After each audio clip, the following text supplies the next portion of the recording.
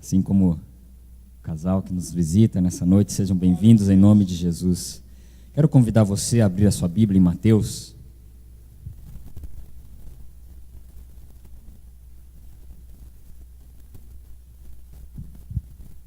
Lucas, capítulo 23.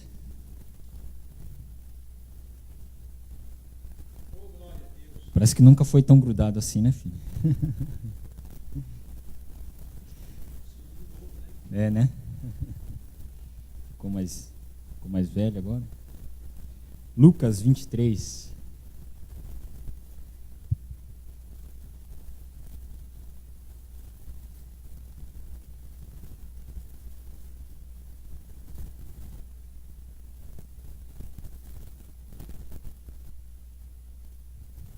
Lucas 23, verso 26.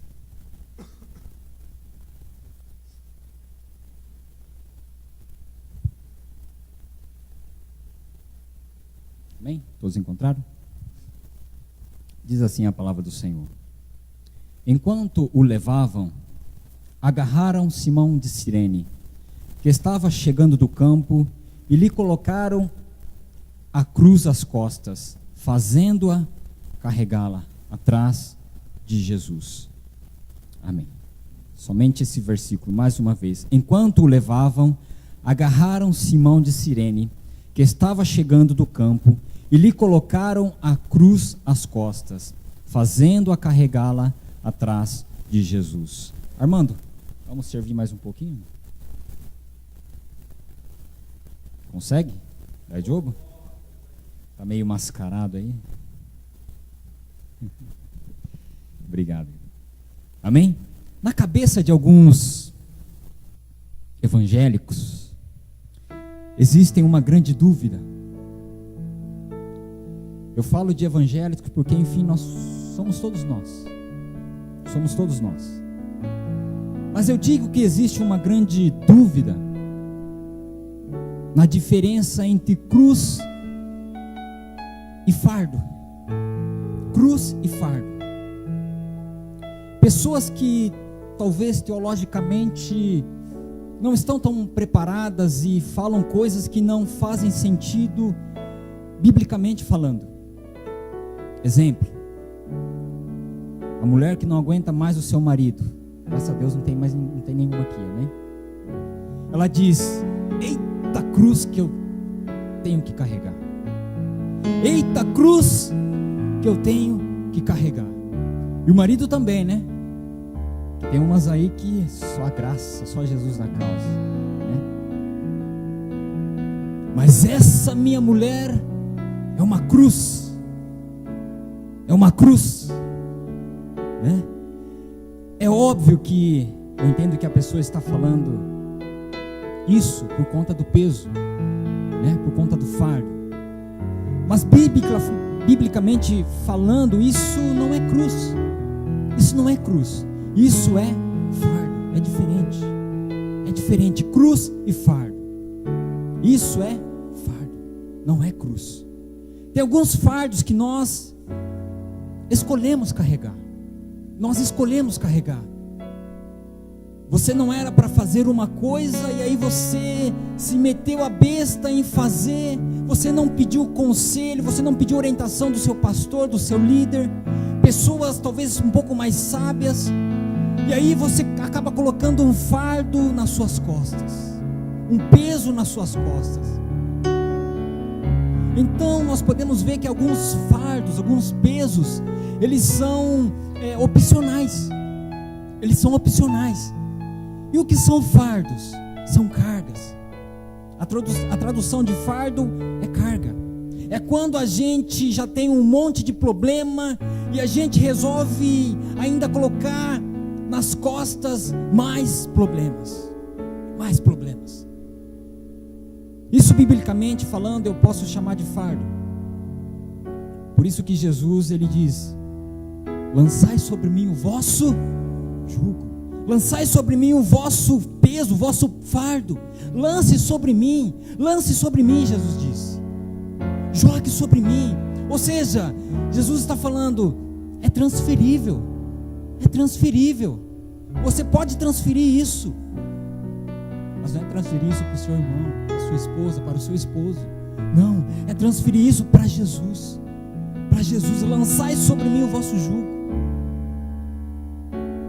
Por mais que a gente tenha dado muitas cabeçadas nessa vida, por mais que você escolha carregar algumas mochilas pesadas, Jesus é tão lindo, Ele é tão lindo que Ele diz: eu posso te ajudar? Eu posso te ajudar? Isso é fardo, eu escolho, eu optei por isso. Mas também existem fardos que eu não escolho, mochilas pesadas que eu não escolho. Exemplo, uma enfermidade.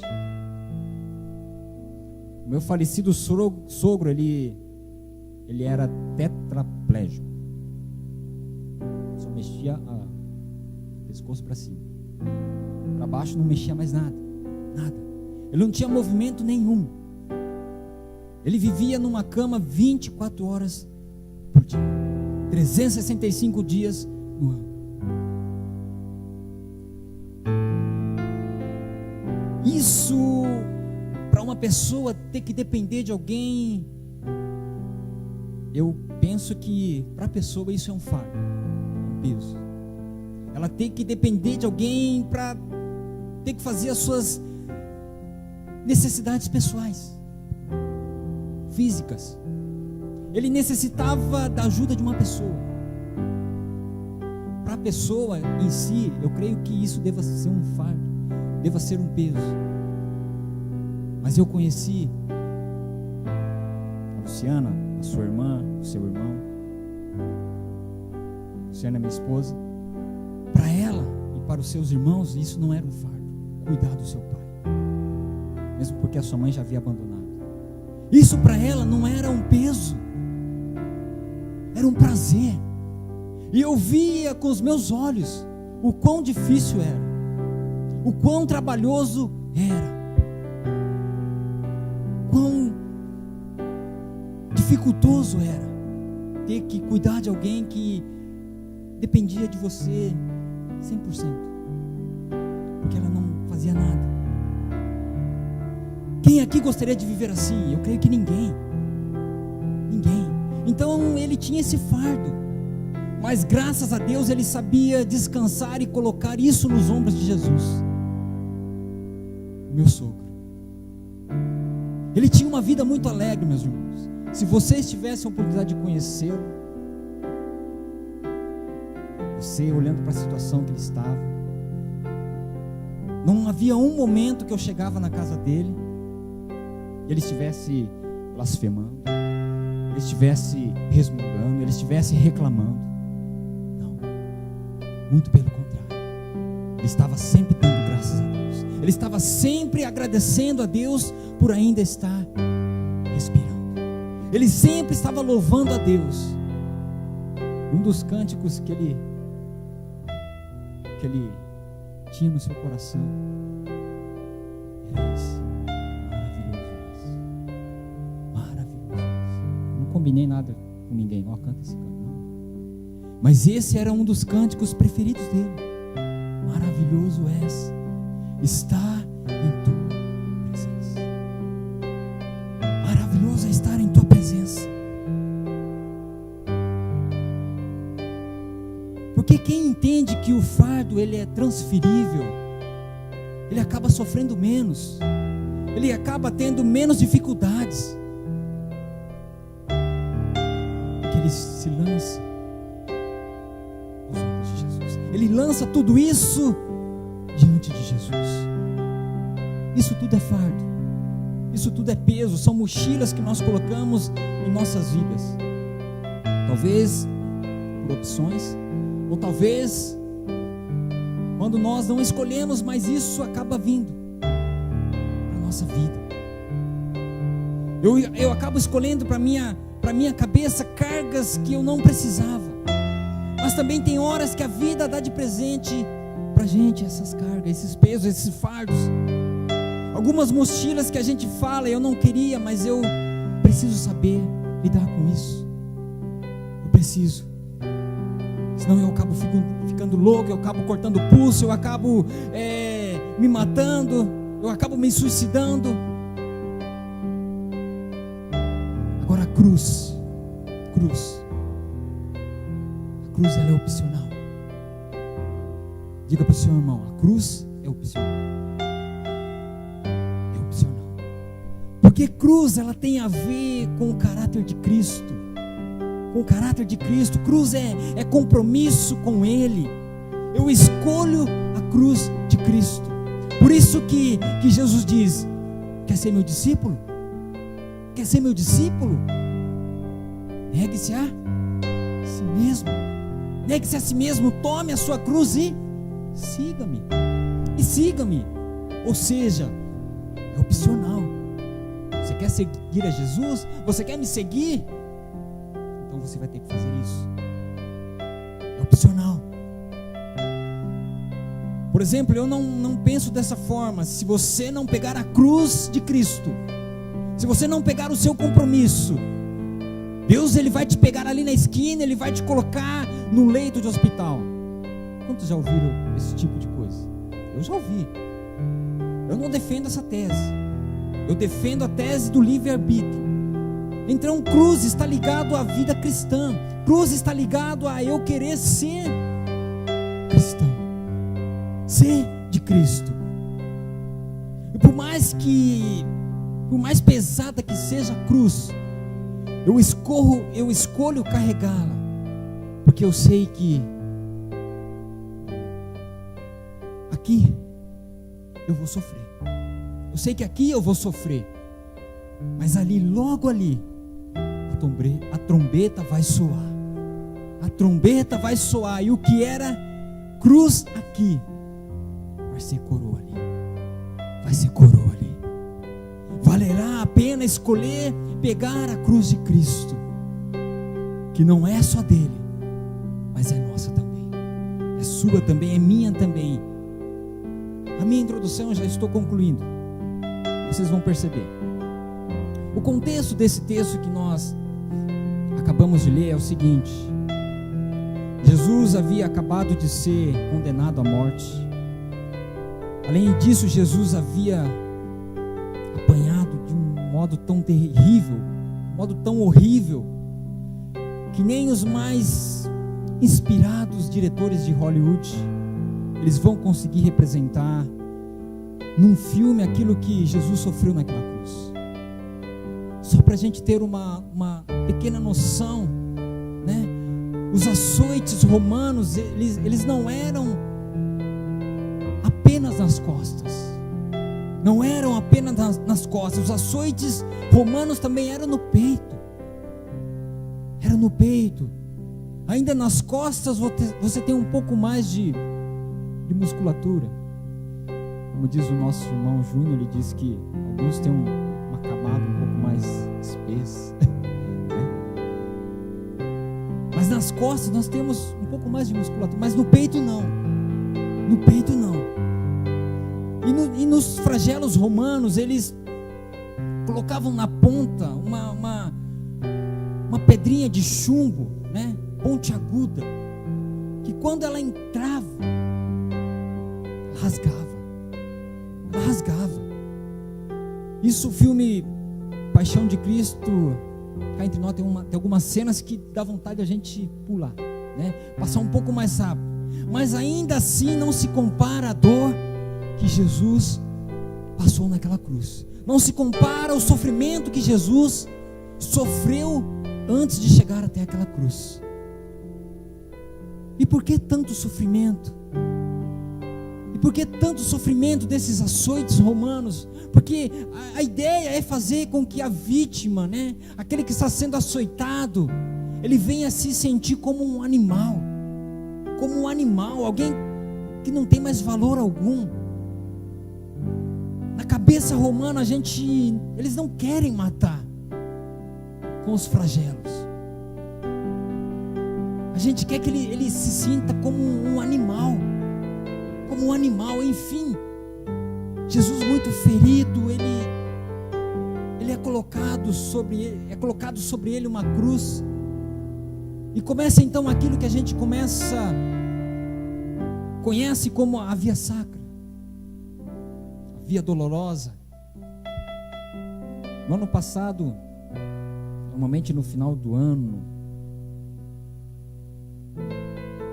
não é no final do ano, próximo da Páscoa mais ou menos, passou uma reportagem, não televisão japonesa, passou uma reportagem sobre os caminhos que Jesus percorreu antes de chegar até o Calvário. E ali eles foram passando pela via sacra, pela via dolorosa. E eu fico imaginando, e hoje é completamente mudado o cenário. Hoje existem muitos comércios de judeus, de árabes. É totalmente diferente.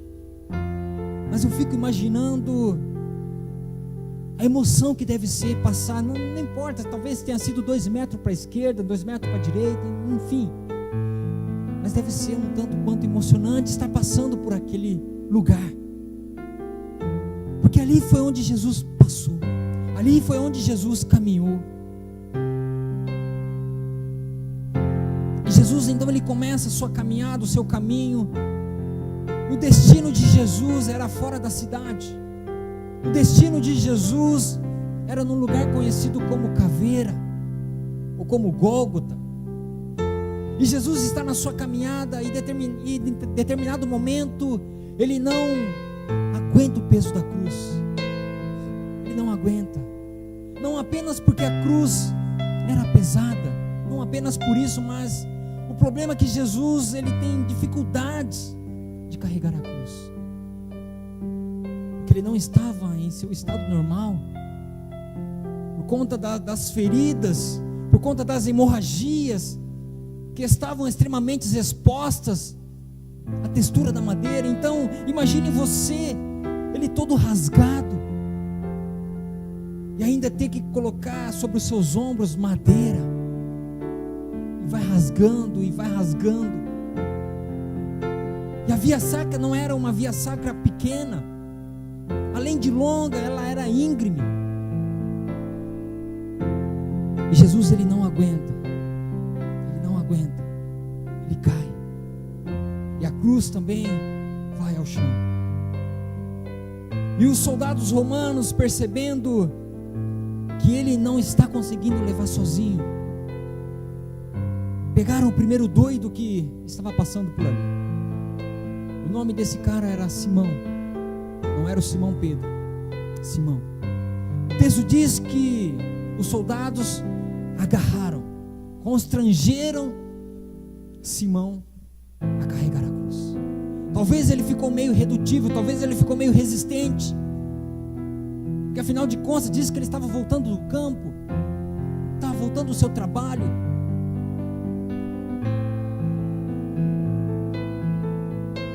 Eu estava vendo Mateus, Marcos e Lucas, a mesma passagem, a mesma narrativa.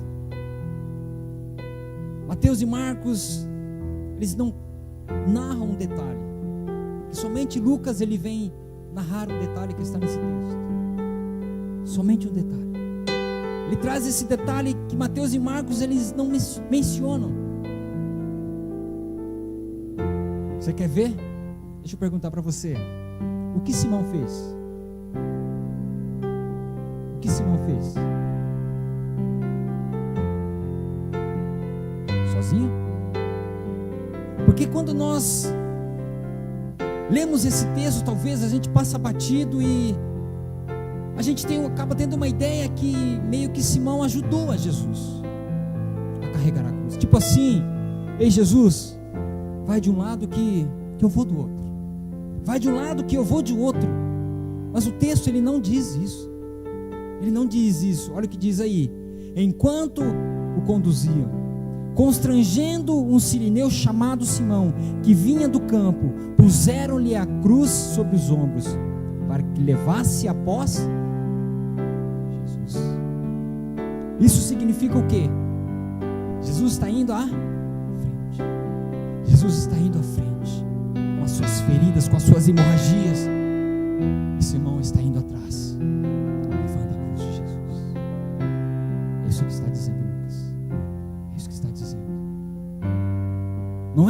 segura aí que eu seguro aqui. Não.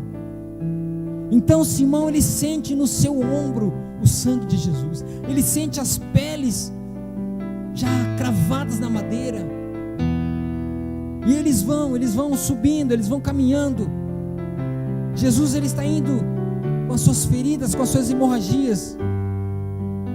E detalhe, Jesus, ele já está num tamanho processo de hemorragia que no Calvário acaba todo o sangue dele. Só resta água. E isso para a ciência é quase que utopia. É algo que não existe. Que não existe. Sai tanto sangue no Gólgota. Agora imagine o estado de Jesus, estado psíquico, emocional. E o Simão está indo atrás. O Simão vai atrás carregando a cruz. Quando eu estava lendo esse texto, eu fiz algumas perguntas.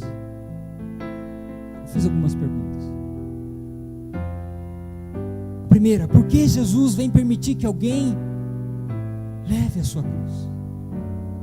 Por que Jesus ele vem permitir que alguém leve a sua cruz? Porque assim, eu não estou falando que Jesus ia largar a sua cruz, não. Não estou dizendo que Jesus ia dar uma de super-homem, não. É lógico que Jesus ele continuaria o seu ministério da cruz. Mas o que me deixa encabulado é porque Jesus quis dividir a cena com o cara, com o homem. Porque cá entre nós seria muito mais nobre nós estarmos lendo aqui hoje, talvez, que Jesus levou a cruz sozinho. Ele carregou aquela cruz pesada sozinho. Mas Jesus ele fez questão de colocar um personagem no momento mais cruel da sua vida. Mais cruel da sua vida. Jesus tinha muito bem possibilidades de ter forças para ir até o final, levar até o final. Eu vou levar isso aqui sozinho.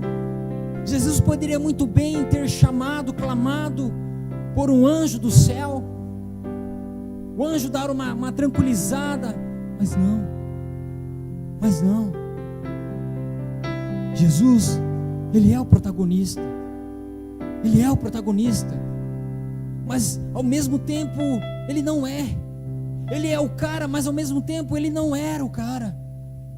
Ele tem tudo para fazer a maior cena da sua vida, do seu ministério, dele ir sozinho e não cair, levando e chegar até o seu destino.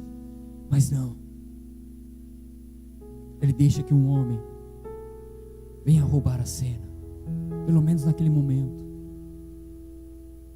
Essa foi algumas das perguntas que eu fiz. E a resposta, ela vem do próprio texto bíblico. A primeira, que ele não chamou os anjos. Jesus, ele não clamou pelos anjos para socorrê-lo, porque a cruz não era para os anjos. A segunda resposta é que, permitindo que Simão levasse a cruz, Jesus estava ensinando que a cruz era tanto dele como de Simão. E que futuramente seria de todo ser humano que escolhesse também a Jesus. Agora, o mais incrível é saber que possivelmente Simão, o sirineu, ele não sabia que aquela era a cruz do Salvador dos homens. Porque nós temos o texto bíblico 2000 anos depois. Nós temos. Mas para o Simão não. Para o Simão, Jesus era apenas um blasfemo. Porque essa era a fama de Jesus. Ele estava sendo condenado porque ele blasfemou contra Deus. Porque ele disse que ele era o próprio Deus. Então Simão, que eu acho mais interessante é que Simão, ele não tem noção do que ele estava fazendo. Pelo menos é o que eu acho. Lendo o texto, não diz que ele sabia que ele era o Messias, não. Agora, se Simão soubesse que aquela cruz seria instrumento da nossa e da sua redenção, queridos, se naquele momento Deus abrisse os olhos de Simão para ele ver os frutos da salvação, da morte de Jesus na cruz, iria produzir. Eu acredito que Simão, ele não somente ergueria, mas ele carregaria aquela cruz com muita vontade, sem qualquer oposição, e abraçaria o fato, simples fato de poder tocar na cruz de Jesus. Pois a cruz que ele estava conduzindo não era de um simples criminoso. A cruz que ele estava conduzindo era a cruz do Filho de Deus. A cruz do Filho de Deus. A cruz do seu Criador. A cruz do seu Redentor. Simão, ele não sabia nada disso, mas nós sabemos. Eu e você, nós temos acesso hoje, nós podemos saber disso. Então, quando eu leio esse texto, eu venho aprender que a cruz, ela é compartilhada. Ela é compartilhada. E se desejamos assumir a cruz de Cristo, nada mais é do que assumirmos o caráter de Cristo. O caráter de Cristo. Levar a cruz de Cristo é muito mais do que pendurarmos em uma parede. Levar a cruz de Cristo é muito mais do que nós enrolarmos em nosso pescoço. Nós levarmos a cruz de Cristo significa que nós fomos libertos, não pela cruz, mas na cruz. A cruz, ela não tem poder, mas o que foi feito na cruz tem poder. Pois a verdadeira cruz de Cristo é cruz que demonstra o grande amor pelos homens, pela humanidade. Naquela cruz, os romanos não somente colocaram pregos em suas mãos, não somente colocaram uma coroa de espinho na sua cabeça, mas o próprio Deus colocou os pecados da humanidade sobre Jesus. Sobre Jesus, a ponto de Jesus dizer: Pai, por que você me deixou? Pai, por que você me desamparou?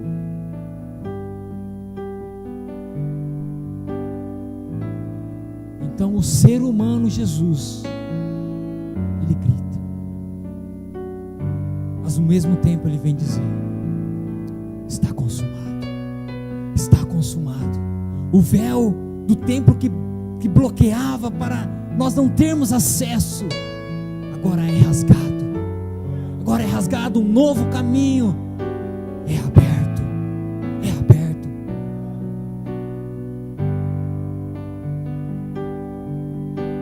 É muito doido o que ele fez por mim e por você. E se a gente não entra em crise alguma, alguma coisa está errada. Se a palavra de Deus não vem nos confrontar, alguma coisa está errada. Há muitas coisas sobre cruz e salvação que nós não entendemos.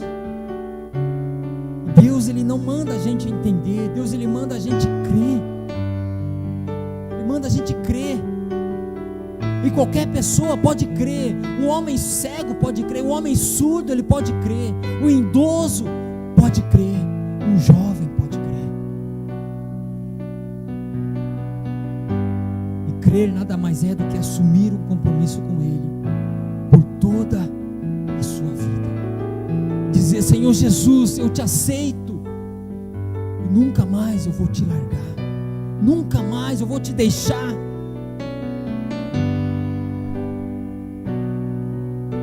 Porque por muito mais o Senhor não me largou. O Senhor não me largou. Ou seja, levarmos a cruz de Cristo é nada mais que assumirmos esse caráter, e por mais que seja difícil, assim como Simão ajudou Jesus na sua caminhada, levando aquela cruz, agora é Jesus que nos convida a compartilharmos o nosso peso com Ele. É você tirar o peso das suas costas, é você tirar o fardo da sua vida. Agora as figuras, elas mudaram. Ainda que todos os flagelos do mundo caiam sobre você, ainda que o mundo inteiro se levante irado contra você, ainda que todas as traições se ergam contra nós, teremos ao nosso lado, não Simão, mas a presença confortadora do Espírito Santo de Deus. Do Espírito Santo de Deus. Nós entregamos a nossa vida não por causa de um Cristo morto no madeiro, mas por um Cristo que vive, que reina para todo sempre, através da obra realizada naquela cruz. Hoje nós temos propósito na nossa vida. Hoje nós sabemos por que nós vivemos, nós sabemos por que nós estamos aqui, e também sabemos para onde nós vamos. Que possamos nos manter firmes, a convicção de levar a nossa cruz até ao alto monte do Calvário. Irmão, que alto monte é esse? É até o fim da nossa vida. Até o fim da nossa vida.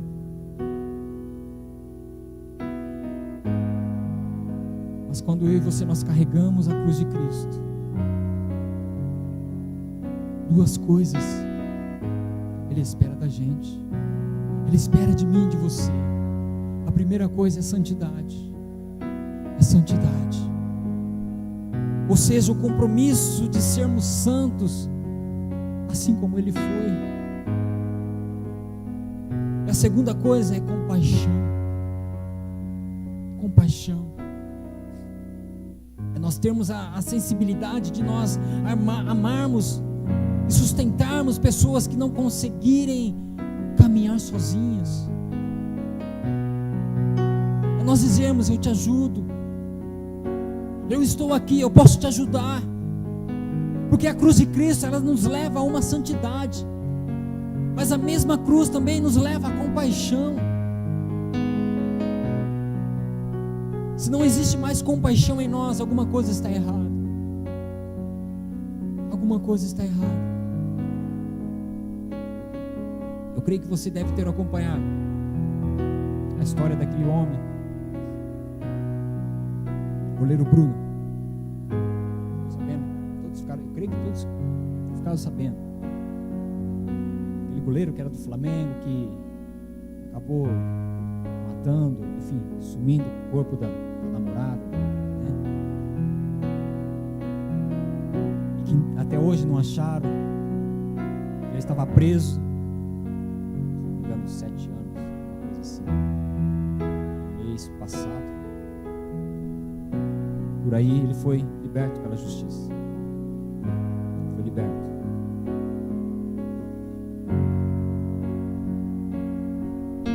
É impressionante como nós vemos as pessoas julgarem.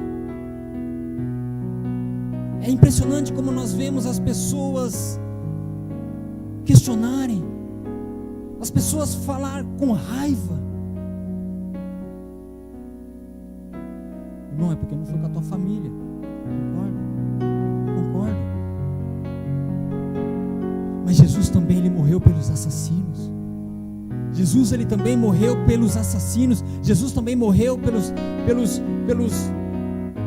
esses que cometem atrocidades.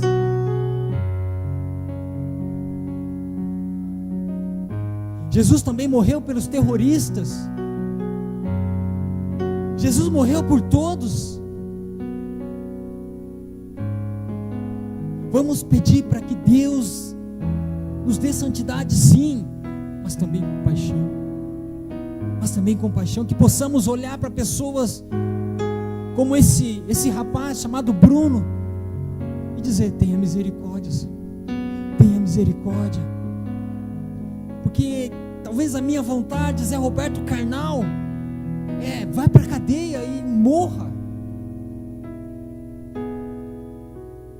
Mas o Calvário foi para o Bruno também.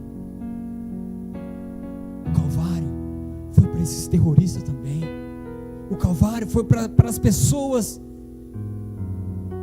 que a gente fala: ele não dá, essa daí não dá, esse daí não dá.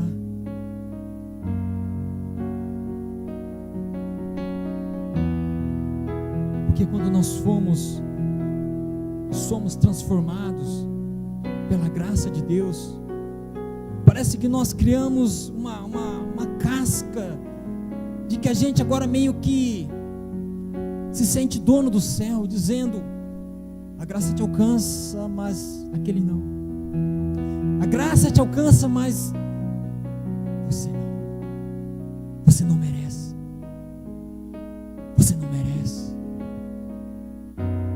Eu não sei como está a sua vida.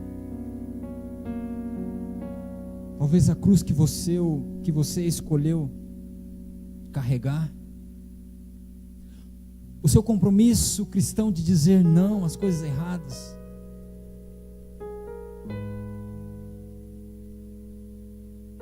dói. E ter santidade e viver no mundo onde exala a corrupção, muitas vezes a gente se torna o patinho feio da história. E aí a gente começa a acreditar que o certo é errado e o errado é o certo. Agora, se você quer ter certeza, se você tem levado a cruz de Cristo, essa cruz gera duas coisas: o quê? Santidade e compaixão. Santidade e compaixão. Se você tem compromisso com a santidade, se você não tem compromisso com a santidade, e tão pouco com a compaixão, eu te convido a aceitar Jesus novamente, ou pelo menos voltar para Jesus novamente. Mensagem de Billy Graham, um homem que foi usado poderosamente por Deus. Quando ele começa o seu ministério, a sua mensagem era: voltemos à cruz de Cristo. Voltemos à cruz de Cristo. E a última mensagem dele, ele está sentado numa cadeira de balanço, dentro da casa dele, pregando a mensagem da cruz. A mensagem da cruz. Uma mensagem que talvez é escândalo para o mundo, mas é mensagem que nos cura, é mensagem que nos liberta, é mensagem que nos coloca de pé, é mensagem que nos faz viver uma vida em abundância. É uma mensagem que nos leva a ter uma vida eterna. Voltemos à cruz. Voltemos à cruz. E que possamos dizer: já estou crucificado com Cristo. O Gólgota também era meu. O Gólgota também era teu. Ter Simão sendo protagonista é ter o próprio Jesus dizendo: a cruz não é só minha, é tua também, é minha também. A minha oração é que a gente consiga se converter. E converter nada mais é do que mudar de direção. Mudar de direção. Que a gente possa lançar sobre a cruz dele todos os nossos pecados, todos os nossos pesos, todos os nossos fardos.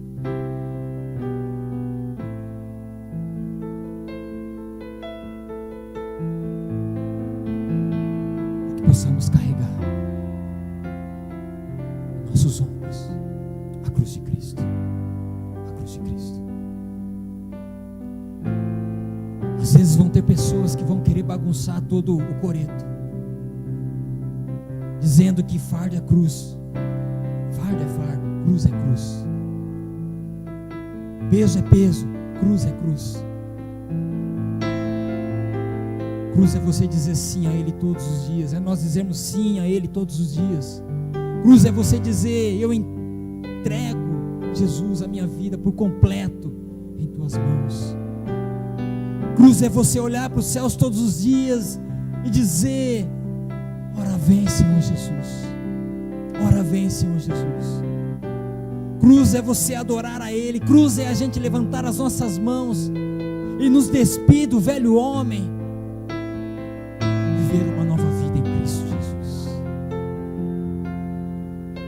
Porque quem conhece a cruz não fica com os mesmos pensamentos mundanos. Voltemos, irmãos, voltemos, igreja, que possamos amar a mensagem da cruz, porque Ele não desistiu, e eu sei que também você não vai desistir, eu sei que também nós não vamos desistir, e que o oceano da graça de Deus esteja sobre nós, nos envolvendo, nos molhando. Agora é pesada, mas vale a pena, que a gente consiga levantar as nossas mãos para o céu e dizer: o véu rasgou, o caminho abriu, tudo consumado está. Que possamos dizer isso, que essa seja a nossa oração. O véu rasgou, o caminho abriu, tudo consumado está. Feche os seus olhos neste momento, meu irmão. Feche os seus olhos neste momento.